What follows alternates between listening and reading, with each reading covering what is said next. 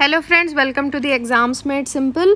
सो आज के Indian Express को शुरू करने से पहले I would like to appreciate few people जो कि रेगुलरली आंसर्स दे रहे हैं। For example Manisha Verma, very active participation, and Shanaya Gautam and also Ranjeet Raj. तो वेल डन। और बाकियों से मैं यही बोलूँगी कि आप भी कोशिश कीजिए कि ज़्यादा से ज़्यादा participate. You can ask doubts, you can give answers. आप एक दूसरे को कॉन्ट्राडिक्ट भी करना चाहो या कोई कमियां भी हमारी बताना चाहो तो आप बता सकते हैं, बट डू पार्टिसिपेट। ओके, तो शुरू करते हैं। तो सबसे पहले फॉरेस्ट एक्ट में क्या हो रहा है कि अभी माइनर ऑफेंसेस को डिक्रिमिनलाइज किया जाएगा। तो ये ministry of environment, forest and climate change का पब्लिक नोटिस आया है कि इंडियन फॉरेस्ट एक्ट 1927 को डिक्रिमिनलाइज किया जाएगा माइनर ऑफेंसेस के लिए मेनली।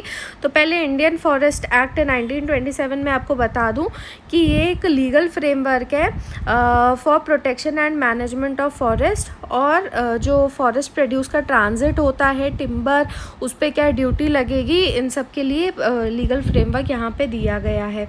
तो अब क्या हुआ है कि माइनर सेक्शंस जैसे टिम्बर कैरी करना या फिर कैटल के साथ में ट्रेसपास करना या फिर पेड़ काटना, तो ये सारी चीज़ें जो हैं इनको मतलब मेजर और माइनर में इस तरीके से डिवाइड करेंगे और माइनर को डिक्रिमिनलाइज करेंगे। अभी इसके ऊपर प्रॉपर रिव्यू हो रहा है, तो क्या आगे होता है वो प्रोविजंस आएंगे। इस किया क्यों जा रहा है? क्योंकि इन्होंने कहा कि मेजर और माइनर ऑफेंसेस में डिफरेंशिएट करने में कई बार दिक्कत होती है और पनिशमेंट्स जो होती हैं वो ज़्यादा डिस्टिंक्ट नहीं होती हैं। तो कई बार क्या होता है, जैसे माइनर कोई ऑफेंस है तो उसमें आपने इम्प्रिजनमेंट नहीं किया, केवल फ़ाइन उनके ऊपर लगाया, 500 रुपये का बस फ़ाइन रहता है और उसके बाद छोड़ दिया। तो क्या होता है कि जो मेजर क्राइम के भी ऑफेंडर्स होते हैं, जो हैबिचुअल ऑफेंडर्स होते हैं, वो बार बार उस क्राइम को करते हैं। पर अब इसको है ना, देखो कॉन्ट्राडिक्ट किया है। यहाँ पे एक एनवायरमेंटल लॉयर है, उन्होंने ये कुछ पॉइंट्स उठाए हैं कि इम्प्रिजनमेंट भले ना होता हो एक्चुअल में, लेकिन वो एक डिटरेंस की तरह ज़रूर काम करता है। और अगर आप इस तरीके से बिल्कुल हटा ही दोगे तो और ज़्यादा ऑफेंसेस को इंसेंटिवाइज किया जाएगा। दूसरी बात इन्होंने ये कहा है कि ये भी चीज़ क्लियर नहीं है कि केवल एक पेड़ को काटने का कॉस्ट लगाया जाएगा। ये पूरा मतलब पूरा फॉरेस्ट भी अगर हटा दिया जाए, साफ़ कर दिया जाए, तो उसको भी एक सिंगल ऑफेंस ही माना जाएगा। ओके।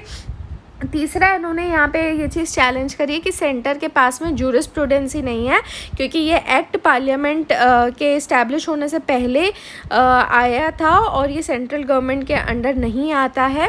और इसको मतलब जो स्टेट्स को सही लगता है उन्होंने ही इसको अडॉप्ट किया है, बाकी सबके खुद के रेगुलेशन से। ओके, तो ये अब क्या आता है प्रॉपर, क्या प्रोविजंस रहते हैं वो पता चलेगा। बाकी आपको ये मुद्दा पता होना ज़रूरी था। Now there is an editorial on West Asian quad. तो एक्चुअली में वेस्ट एशियन क्वाड क्या है, I2U2 भी कह रहे हैं। तो ये इज़राइल, US, UAE और इंडिया का क्वाड है। और अभी जो है इसकी पहली सबमिट हुई थी इसी हफ्ते।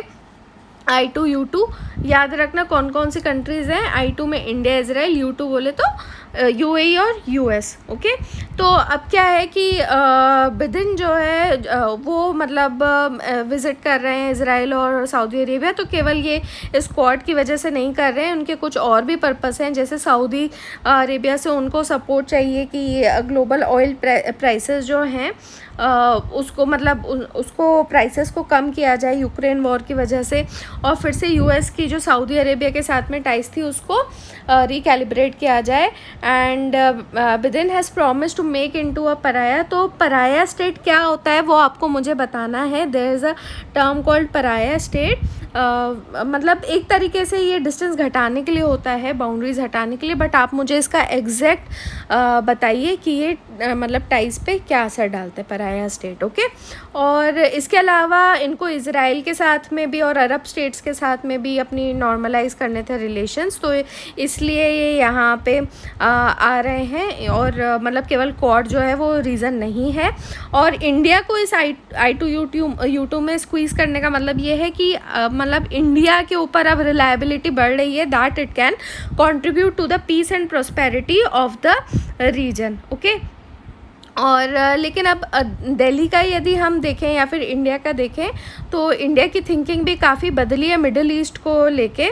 और अभी तक वैसे क्या था कि हम थोड़ा सा एक सेफ़ पॉलिटिकल डिस्टेंस रख रहे थे, है ना। तो अब यहाँ पे क्या है कि बाकी तीनों कंट्रीज से क्या रिलेशन है, मिडिल ईस्ट से क्या रिलेशन है इंडिया के और कैसे चेंज हुए हैं, उसके ऊपर ये आर्टिकल है। तो आपको है ना ये इंटरनेशनल रिलेशंस में काफ़ी ज़्यादा हेल्प करेगा।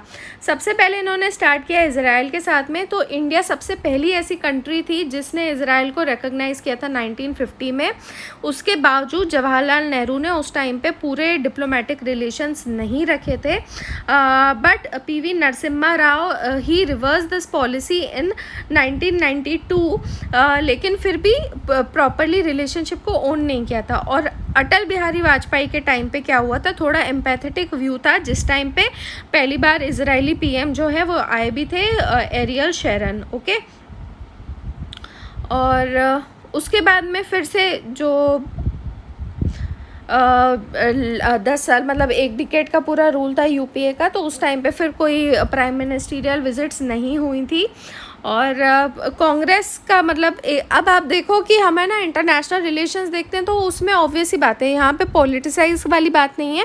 आपको ये चीज़ इसलिए बताई जा रही है, नॉर्मली हम इस तरीके के एडिटोरियल्स नहीं देखते, बट जो हमारे यहाँ पे रूल है, जो गवर्नमेंट है, या फिर आप ये कह लो कि उस टाइम पे कंट्री के आइडियोलॉजी क्या है, कंट्री की गवर्नमेंट की आइडियोलॉजी क्या है, वो आपको समझना पड़ेगा। और वो समझने के लिए आपको पार्टी के आइडियोलॉजी को इसलिए डिस्कस करना पड़ेगा। ओके, तो कांग्रेस जो थी उस टाइम पे वो डर रही थी ओपन एंगेजमेंट में इजराइल के साथ में। क्यों डर था? क्योंकि इजराइल से ओपनली एंगेज करने का मतलब है कि अपने अरब पार्टनर्स जो हैं उस रीजन के, उनके साथ में दुश्मनी मोल लेना। तो अब मोदी ने अब इस चीज़ को क्या रिकॉग्नाइज़ किया है कि इस रीजन में काफ़ी ज़्यादा पॉलिटिकल चेंजेस हो रहे हैं, इसलिए जो पुराने ऐसी सोच थी उससे लोग हटते जा रहे हैं। और इसका मतलब रिज़ल्ट भी देखने को मिला, जैसे ही यहाँ पे काफ़ी ओपन परसुएट था हमारा इज़राइल के साथ में, हमने अपने टाइज को बढ़ा दिया, तो अरब या मुस्लिम रिएक्शन बहुत कम आया है। ओके, तो मतलब वही है कि इज़राइल के साथ भी हमने इंगेज कर लिया और साथ में अरब वर्ल्ड के साथ भी हमारी टाइज़ अभी डीपन हो गई है। और जब Modi he was first to visit Israel in 2018, तो उस टाइम पे he also became the first Indian PM to visit Palestine. तो at the same time he was able to balance both the relations with Israel as well as the Arab world. Okay, तो ये तो हमने देख लिया Israel का। अब यदि आते हैं अरब वर्ल्ड के ऊपर, तो हमारी जो ट्रेडिशनल प्रेफरेंस रही है, हमने ज़्यादातर अरब में जो रिपब्लिक्स हैं उनके साथ में इंगेज किया और मोनार्कीज़ के साथ में हम थोड़ा सा दूर रहे हैं। हालांकि 1970 से जो ये मोनार्कीज़ ये कहना चाह रहे हैं वही मतलब यूएई, सऊदी अरब, इन कंट्रीज़ को कह रहे हैं। तो वो मेन सोर्स बने हैं हमारे हाइड्रोकार्बन्स का, और यहाँ से मेजर डेस्टिनेशन भी बने हैं। जो हमारे यहाँ से लेबर जाता है उनका एक्सपोर्ट होता है, और फिर वहाँ से रेमिटेंसेस भेजते हैं, तो उसका भी वो मेजर डेस्टिनेशन बने हैं। Okay, so remember since 1970s the republics in monarchies of Arab have become the main source of hydrocarbons and main destination for Indian labor exports and major source of hard currency remittances। ठीक है, देखो आप जब है ना relations के ऊपर, कोई भी इंटरनेशनल रिलेशंस के ऊपर सवाल आएगा, तो आपको है ना उसका पूरा बैकग्राउंड से ही करना पड़ेगा। तो यहाँ पे है ना पूरा डिटेल में तो आपको इन एडिटोरियल्स में नहीं मिलेगा, बट ग्रेजुअली आपकी थिंकिंग जो है ना वो बढ़ती जाएगी। जो छोटे छोटे पॉइंटर्स मिलते हैं ना, तो आप क्या कर सकते हो, okay for a minute I will tell you something, कि आप क्या कर सकते हो ना कि एक है ना अपने पास में वो बना ली, फोल्डर बना लिए, तो जो मेजर हमारे रिलेशंस होते हैं तो उस फोल्डर में आप उसको स्टिक करते जाओ। मतलब एक तरीके से वो जो क्लिप फाइल होती है या फिर मतलब थ्रेड वाली होती है, स्पाइरल बाइंडेड, आप कुछ भी यूज़ कर सकते हो। पेजेस आप उसमें अटैच करते जाओ ताकि, ठीक है। तो क्या करना है उसमें, एक आपने लिख दिया विथ रिलेशंस विथ यूएस, एक आपने लिख दिया रिलेशंस विथ इजराइल हो गया, फिर एक हो गया मिडिल ईस्ट के साथ में, फिर एक हो गया कि ईस्टर्न जो ईस्ट एशिया है और एक्ट ईस्ट पॉलिसी वगैरह हम डिस्कस करते हैं, साउथ ईस्ट एशिया हो गया।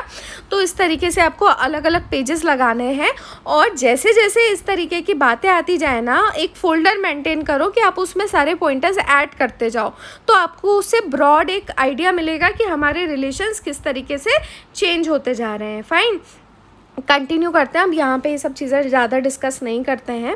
और वैसे ही ये सब आइडियाज़ आपको जो है सर क्लास में भी बहुत अच्छे से बता रहे हैं। All those who are attending the GS classes, I hope you are enjoying, क्योंकि डिस्कशंस बहुत ही अच्छे चल रहे हैं। तो आपको इस तरीके के extra ideas about revision, about how to prepare, when to prepare, किस तरीके से करना है, काफ़ी अच्छे से डिटेल में आपको आइडिया मिलेगा। ओके, एनीवेज, तो दिल्ली इस वजह से मोनार्की से, दिल्ली का यहाँ पे सेंस ये है इंडिया की बात करना चाह रहे हैं। सो वी ऑफन से कि उस कैपिटल के थ्रू हम रिप्रेजेंट करते हैं। हमारा मोनार्कीज़ के साथ में एंगेजमेंट जो रहा है वो थोड़ा सा मतलब वेरी, यानी कि हम थोड़े डरे से रहते थे और ख़ुद को मतलब यही सोच के कि the monarchies they are pro Pakistan. Okay, तो ये भी चीज़ें काफ़ी वैसे चेंज हुई है। और अगर देखा जाए again they have taken the decade long tenure of Manmohan Singh, तो उस टाइम पे he travel to this region only 4 times. तो बताया कि कितना ज़्यादा स्ट्रेटेजिकली इम्पॉर्टेंट है स्टिल, मतलब हमारा वहाँ पे आना जाना कम रहा है। एंड द रीज़न कि मोनार्कीज़ को माना जाता है they are like pro Pakistan and they won't support India. Okay, और 4 में से भी जो 2 जर्नीज़ थी वो नॉन अलाइंड समिट्स के लिए थी। और यूएई का हमारे यहाँ पे इकोनॉमिक सिग्निफिकेंस वही अगेन काफ़ी ज़्यादा है, लेकिन फिर भी वो उन ट्रिप्स के पार्ट नहीं थे। और मोदी की अगर बात करें तो उनकी पॉलिसी कैसे चेंज है, like he has travelled 4 times to UAE alone, और साथ में उसके एफटीए यानी फ्री ट्रेड अग्रीमेंट, देखो ये पॉइंट है, अब ये इसको नोट डाउन कर लो, यूएई के साथ में किया है। And has ambitious plans for transformation of bilateral relations. Okay, और यूएई ने भी फिर बैकिंग दी थी इंडिया को, जो हमारे कश्मीर में कॉन्स्टिट्यूशनल चेंजेस हुए थे 2019 में, उसमें बैकिंग दी थी, and is ready to invest in the union territory. So this is also a major point. Okay, अब बात करें यूएस की, तो जो वही नेहरू का फिर से बैकग्राउंड पे जा रहे हैं। इमीडिएट फोकस जो था इंडिपेंडेंस के बाद में वो यूएस को अपोज करना था, कि मतलब वो उस टाइम पे एक एरिया ऑफ पीस को प्रमोट करना चाह रहा था। तो इस पॉलिसी को एक तरीके से हमने अपोज किया था, लेकिन ये पॉलिसी ज़्यादा टाइम तक टिकी नहीं, क्योंकि आसपास की जो कई रीजनल कंट्रीज़ हैं उन्होंने एक्टिव इकोनॉमिक, पॉलिटिकल और सिक्योरिटी कोऑपरेशन लिया था यूएस से। और इसीलिए I2U2 जो है it marks a big break from the anti western tradition in India's approach to the region. ये सीधे सीधे आपको स्टेटमेंट आएगा और ये कहा जाएगा कि डिस्कस। ओके, तो आप डिस्कस ये सारी चीज़ें करोगे जो हमने अभी पढ़ी। तो इंडिया का जो ये पार्टिसिपेशन है वेस्ट एशियन क्वाड में, तो इससे इंडिया बाकी कंट्रीज़ के साथ भी लाइन में आ जाएगा, like Europe, China and Russia, जो कि क्या कोशिश करते हैं कि सारी पार्टी जो है रीजन में उनके साथ में इंगेज करके चले। ठीक है, तो आइसोलेशन की पॉलिसी वैसे भी नहीं होनी चाहिए। नाउ ऑन आइडियाज पेज, ये मिसिंग वुमेन, ये एक्चुअली में आर्टिकल मिसिंग वुमेन पे था नहीं, ये पॉपुलेशन का ही जो अभी आया है रिपोर्ट आई है उसी के ऊपर था। So what we'll do, first I explain you in the explained section about this report, और उसके बाद में हम यहाँ पे आइडियाज पेज पे आएंगे।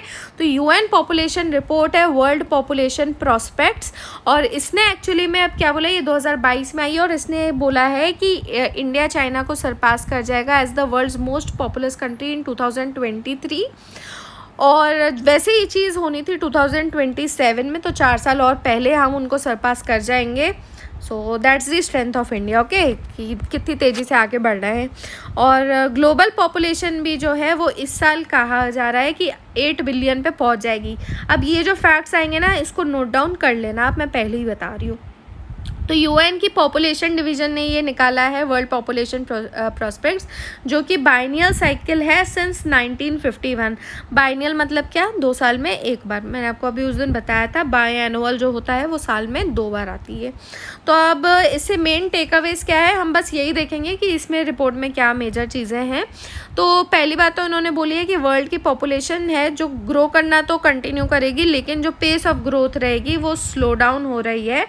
तो 2030 तक 8.5 बिलियन होंगे, फिर 2050 तक का 9.7, और 2100 तक 10.4 बिलियन ही होंगे। ठीक है, तो ये डेटा भी आप थोड़ा बहुत नोट डाउन कर सकते हैं कि जो ग्रोथ रेट है वो स्लो कैसे होगा। और जो पॉपुलेशन ग्रोथ रेट है ये फिर वेरी भी करेगा अक्रॉस कंट्रीज़ एंड रीजन्स। तो जो ग्लोबल पॉपुलेशन में इंक्रीज़ है उसमें आधे से भी ज़्यादा जो है वो केवल 8 कंट्रीज़ में रहेगा 2050 तक के लिए कहा है। More than half of the projected increase in global population up to 2050 will be concentrated in just 8 countries. कहाँ पे? Congo, Egypt, Ethiopia, India, Nigeria, Pakistan, Philippines and the United Republic of Tanzania. ठीक है, तो ज़्यादातर अफ्रीकन कंट्रीज़ और Indian subcontinent में ही ज़्यादा ग्रोथ देखने को मिलेगी। तो रीजनल भी ये चेंजेस रहेंगे। तीसरी चीज़ का ये है कि जो ओल्डर पर्सनस की पॉपुलेशन है वो बढ़ रही है दोनों नंबर्स में भी और as a share of total also. तो इसलिए अब कंट्रीज़ जो है जहाँ पे एजिंग पॉपुलेशन बढ़ रही है तो उनको पब्लिक प्रोग्राम्स अडॉप्ट करने चाहिए, है ना। और उनकी जैसे सोशल सिक्योरिटी की सिस्टम, ये भी हम आइडियाज़ पेज में भी इसको बहुत डिटेल में इंडिया के पर्सपेक्टिव से भी देखेंगे। तो वैसे यहाँ पे ग्लोबल पर्सपेक्टिव बताया गया है कि ओल्डर पर्सन जहाँ पे भी ज़्यादा पॉपुलेशन है तो उनकी सोशल सिक्योरिटी की सस्टेनेबिलिटी बनी रहे, पेंशन सिस्टम्स बने रहें और यूनिवर्सल हेल्थ केयर, ये सारे सिस्टम्स भी बने रहें। अब चौथी चीज़ कही है कि एक तो ओल्डर पर्सन बता दिया, अब कह रहे हैं कि फर्टिलिटी जो है वो कंटिन्यूसली ड्रॉप हो रही है ना। तो इसकी वजह से जो वर्किंग एजेस की पॉपुलेशन है वो काफ़ी कॉन्सेंट्रेटेड हो गई है और अभी जो है मतलब एक अपॉर्चुनिटी है accelerated economic growth per capita की, क्योंकि आने वाला टाइम क्या है, फर्टिलिटी रेट कम होगी तो पॉपुलेशन कम हो जाएगी और उल्टा डिपेंडेंट पॉपुलेशन बढ़ जाएगी जो कि अभी वर्किंग एज में है ना। तो इसलिए ये जो टाइम है ये डेमोग्राफिक डिविडेंड को उसको रीप करने का, उसके बेनिफिट्स रीप करने का है और इसी से जो है हमारी एक्सेलरेटेड इकोनॉमिक ग्रोथ होगी पर कैपिटा। पांचवी चीज़ इन्होंने बताई है कि जो इंटरनेशनल माइग्रेशन है, यही पॉइंट्स अभी हम वहाँ पे फिर से कवर करेंगे, आपका रिवीजन भी एक तरीके से हो जाएगा। तो इंटरनेशनल माइग्रेशन के भी इम्पॉर्टेंट इम्पैक्ट रहेंगे कुछ कंट्रीज़ के लिए। तो एक चीज़ इन्होंने बताई है कि 20 साल का इन्होंने डेटा निकाला 2000 से 2020 तक का। तो जो हाई इनकम कंट्रीज़ थी वहाँ पे इंटरनेशनल माइग्रेशन जो था वो काफ़ी ज़्यादा था। मतलब नेट अगर माइग्रेशन देखो यानी इनकमिंग वर्सेस आउटगोइंग, तो नेट इनफ्लो जो था वो ज़्यादा था as compare to birth rate, यानी कि बर्थ माइनस डेथ रेट कर दो। देखो पॉपुलेशन जो है वो क्या दो तरीके से बढ़ेगी, इसमें दो चीज़ें होती है, एक तो होता है नेट इनफ्लो, ठीक है, और एक होता है नेट आपका बर्थ रेट, ठीक है। तो नेट इनफ्लो क्या होता है, यानी कि जितना मतलब लोग आए हैं, जितना इनफ्लो हुआ है माइनस दी आउटफ्लो, कितने लोग बाहर गए हैं, ठीक है। और बर्थ का क्या होता है, बर्थ का होता है आपका, कहाँ चला गया, हाँ, बर्थ का होता है आपका कितने पैदा हुए हैं माइनस कितनी डेथ हुई हैं। ओके, तो अब इन्होंने कहा है कि जितने बर्थ और डेथ का रेशो यानी खुद के कंट्री का नहीं हो उससे ज़्यादा तो इनफ्लो रहा है इन हाई इनकम कंट्रीज़ में, ठीक है। तो ये चीज़ भी बहुत ज़्यादा इम्पॉर्टेंट है। और अगर आउटफ्लो देखें माइग्रेंट्स का तो 10 कंट्रीज़ ऐसी थी जहाँ पे 2010 से लेके 2021 तक का इन्होंने डेटा देखा है कि 1 मिलियन से ज़्यादा लोग माइग्रेट किए हैं। तो इसका इन्होंने बोला एक तो इसमें हमारा देश भी था, द ग्रेट इंडिया, ठीक है। तो पाकिस्तान, इंडिया, बांग्लादेश, नेपाल, यहाँ से भी काफ़ी ज़्यादा आउटफ्लो हुआ है because of the temporary labour movements. तो ऑब्वियसली लोग जॉब्स के लिए हायर वही जॉब अपॉर्चुनिटीज़ एजुकेशन के लिए भी बाहर गए हैं। तो करीब 3.5, अब बाकी कंट्रीज़ का मत नोट डाउन करो, पाकिस्तान, इंडिया, बांग्लादेश, नेपाल वैसे कंट्रीज़ हैं। इंडिया का नोट डाउन कर लो कि इस ड्यूरेशन में 2010 से 2021 तक 3.5 मिलियन का नेट फ्लो रहा है, यानी आउटफ्लो रहा है। और इसके अलावा लेबर के अलावा दूसरी चीज़ क्या है जिसकी वजह से इतना ज़्यादा आउटफ्लो रहा है, तो वो है इनसिक्योरिटी एंड कन्फ्लिक्ट किन देशों में, जैसे सीरिया, वेनेजुएला और म्यांमार में। तो उस वजह से भी माइग्रेंट्स का आउटफ्लो काफ़ी ज़्यादा रहा है। ओके, यहाँ पे कुछ चार्ट्स हैं तो आप चाहें तो इनको स्टडी भी कर सकते हैं, फाइन। तो अब हम एक बार आइडियाज़ पेज में देख लेते हैं। ये पहली बात तो रिपोर्ट याद रखना जुलाई 11 को आई है which is the world population day. और अब यहाँ पे इन्होंने प्रॉपर केस स्टडी की है। तो जैसे चाइना का यहाँ पे बताया है कि काफ़ी ज़्यादा स्ट्रिंजेंट पॉपुलेशन कंट्रोल था, तो काफ़ी कपल्स को रिस्ट्रिक्ट किया हुआ था सिंगल चाइल्ड में। फिर 2016 में चाइना ने इसको 2 बच्चे अलाउ कर दिए। फिर 2021 में इनको लगा कि, तो मेन चीज़ वही है कि अब उनका जो डेमोग्राफिक डिविडेंड है वो नहीं रह रहा है ना, तो फिर इस वजह से वर्किंग एज वाले कम हो रहे हैं। तो अब ये कह रहे हैं कि नहीं ठीक है, अब करो पैदा। अब दिक्कत क्या हो गई है कि उनका फर्टिलिटी ऑटोमेटिकली उनके लाइफस्टाइल की वजह से फर्टिलिटी कम हो गई है, तो वो अब एडजस्ट हो चुके हैं सिंगल चाइल्ड के लिए। तो जो टोटल फर्टिलिटी रेट है वो केवल 1.16 रह गया है। और जो अब साइज़, पॉपुलेशन साइज़ जो होती है ना, वो एक्चुअली में पावर डायनामिक से काफ़ी जुड़ी हुई रहती है, ठीक है। और उससे है ना नेशंस का रिलेशनशिप भी समझ में आता है। तो अब पॉपुलेशन ट्रांसफॉर्मेशन जो हो रहा है और इंडिया में, तो उससे क्या क्या चैलेंजेस हैं और पॉलिसीज़ कैसे चेंज करनी होगी। तो यहाँ पे ऑथर ने ना अब डिस्क्राइब किया है कि जो आने वाले 25 साल हैं उसमें 3 तरीके के चेंजेस होंगे पॉपुलेशन ग्रेविटी के सेंटर में। तो वो है बिटवीन नेशंस, बिटवीन स्टेट्स और बिटवीन जनरेशन्स। तो इसको एक एक करके आप डिस्कस करेंगे, ओके। तो सबसे पहले तो यहाँ पे कहा है कि अगले 25 साल में जो है अभी बहुत ज़्यादा वर्कफोर्स बढ़ जाएगा। और ग्लोबली अगर मतलब इंडिया की बात करें, ठीक है, तो ग्लोबली अगर देखा जाए तो मतलब हर 5 लोगों जो काम करने वाले हों उनमें से 1 जना इंडिया का रहने वाला होगा, ओके। तो इसका मतलब ये नहीं है कि हमारे यहाँ पे बहुत ज़्यादा वर्किंग एज पॉपुलेशन है तो उतने ज़्यादा वर्कर्स हो जाएंगे। अब इसमें दिक्कत ये है कि हमारे पास में उतनी पॉपुलेशन तो रहेगी, लेकिन फिर भी कंस्ट्रेंट क्या है कि जैसे विमेन हमारे यहाँ पे वर्कफोर्स में अभी भी काफ़ी कम रहती हैं।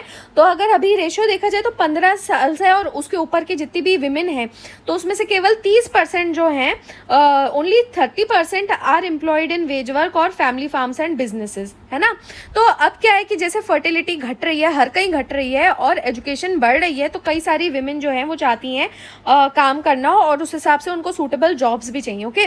तो ग्लोबली चेंज जो आया है, ग्लोबली चेंज में हमने क्या बोला कि हमारा वर्कफोर्स तो रहेगा, हमारे पास में उतनी पॉपुलेशन तो रहेगी, लेकिन दिक्कत क्या है कि उतना पूरा वर्किंग वाला नहीं रहेगा, क्योंकि विमेन काफ़ी ज़्यादा एब्सेंट है उस वर्कफोर्स से, ओके। इसलिए मिसिंग विमेन की बात की गई थी। तो खासकर फैक्ट्रीज़ में, ट्रांसपोर्टेशन सेक्टर में और जो स्किल्ड ब्लू कॉलर वर्क रहता है, तो वहाँ पे विमेन काफ़ी एब्सेंट हैं। और इसलिए अब क्या ज़रूरी है, पॉलिसी चेंज की हमने देखो बात करी ना कि अब पूरा टाइम पॉलिसी चेंज करके चलना पड़ेगा उस हिसाब से, पॉपुलेशन के हिसाब से। तो फीमेल फ्रेंडली ऑक्यूपेशंस बनाने की ज़रूरत है ताकि इस जेंडर डिविडेंड को भी रीप किया जा सके।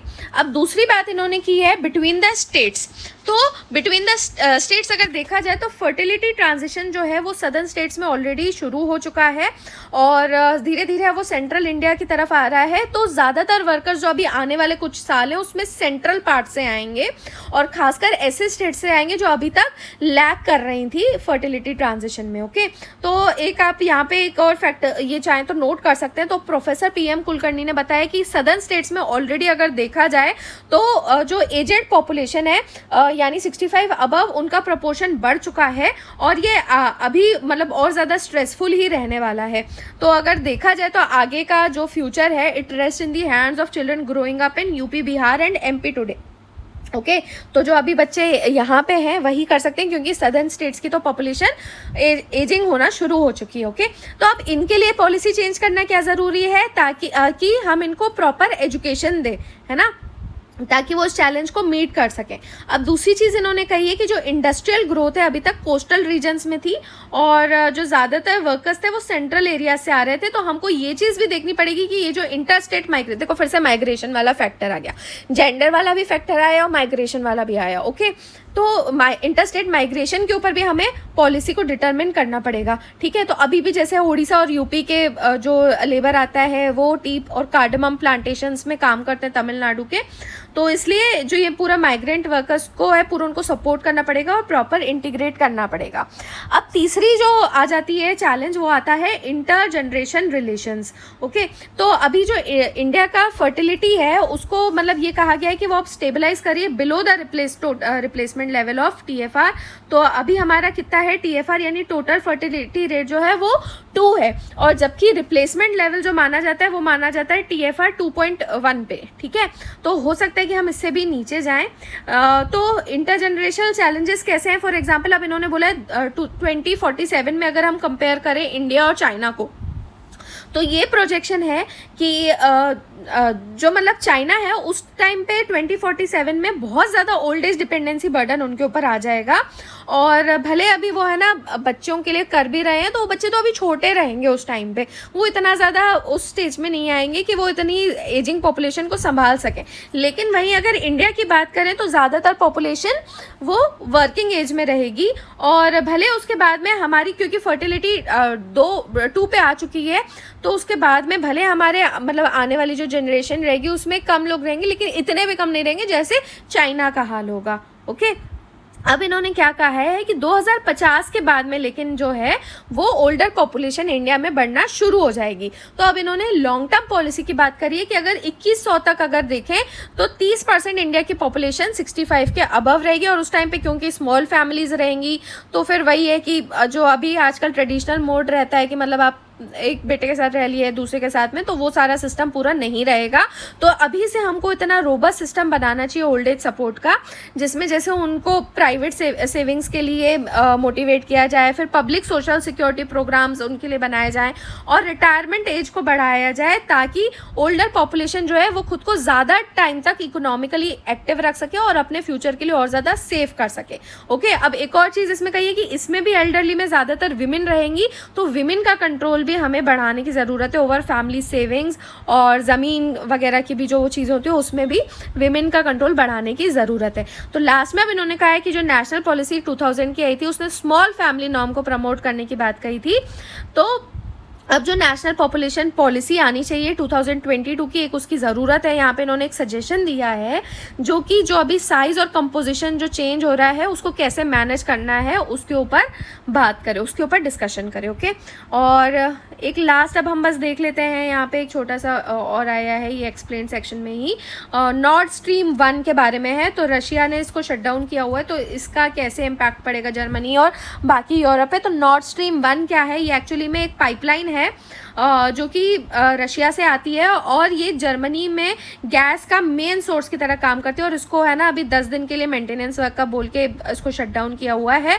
लेकिन इससे काफ़ी ज़्यादा कंसर्न्स आ गए यूरोपियन कंट्रीज़ में कि हो सकता है रशिया सस्पेंशन को बढ़ा दे, क्योंकि अब ऑब्वियस ही बात है आप उसके ऊपर सैंक्शन लगाए जो आपको वो मुफ्त में गैस भेजता जाए ना, तो इनको अब डर है कि हो सकता है कि वो इसको सस्पेंशन को और बढ़ा देगा।